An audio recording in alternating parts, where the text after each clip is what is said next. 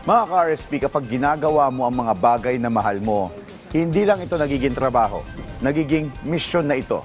Muli na namang kinilala ang dedikasyon at husay ng ating mga ka-RSP host sa Philippine Finest Business Awards and Outstanding Achievers 2025. Panoorin po natin to. The next awardee, let us all welcome on stage, Rise and Shine Pilipinas! Isa na namang natatanging pagkilala ay ginawad sa inyong pambansang morning show. Dahil recently lamang ay kinilala bilang Best Morning Show in the Philippines, ang Rise and Shine Pilipinas ng Philippine Finest Business Awards and Outstanding Achievers 2025. Maliban dyan, ay kinilala rin sa nasabing award-giving body ang magagaling na host ng Rise and Shine Pilipinas na sina Prof. Fifi at Audrey Goriseta. Si Prof. Fi ay pinarangalan bilang Outstanding TV Host in the Philippines. Samantalang si Audrey naman ay pinarangalan bilang Remarkable Host and Anchor in the Philippines.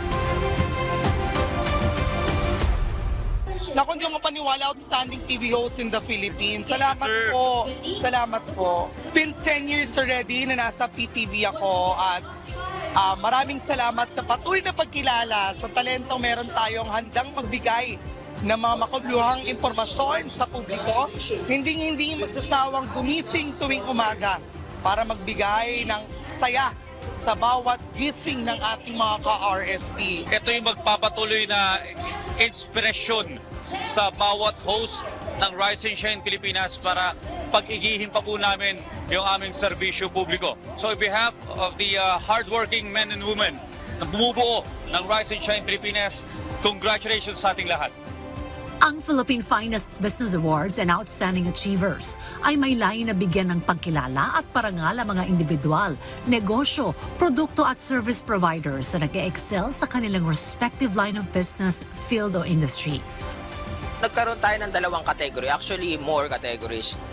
Nagkaroon pa tayo ng karagdagang selection na committee kung saan pinipili dito yung iba't ibang icon awardees natin. So, meron tayo sa sports, may medical field, bukod yung mga traditional na ina-awardan na natin.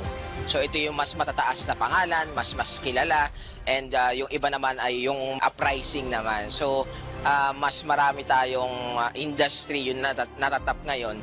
Sa gabi ng parangal ay nagniningning ang ngiti ng mga awardees ng gabing iyon na nagmula pa sa iba't ibang industriya. May celebrities, entrepreneurs, public servants, media personalities at iba pa. I'm very, very happy. This is my first award for business. Malaking bagay na nakaka-receive tayo ng award kasi mas pinagkakatiwalaan tayo ng mga clients natin. Ang tagumpay naman kasi hindi nasusukat kung ano yung trabaho pinagagalingan natin eh. So yun lang po at maraming salamat. This is something na yung hard work, no? Yung perseverance, learning throughout the journey. So this is it. Isa po sa blessings namin to dito sa Saludable Barley and very proud po na nakarating dito and makakasama po kami sa mga bibigyan ng award ngayong gabi. Sobrang saya. Nare-recognize kami as a solar contractor po. Siyempre po, masaya po kami ngayon na nabibigyan din ng halaga yung ginagawa namin. Kumbaga, na-recognize kami. Sa ngalan ng lahat ng bumubuo ng Rise and Shine Pilipinas, congratulations sa lahat ng awardees at maraming salamat po sa pagkilala na inyong iginawad sa amin.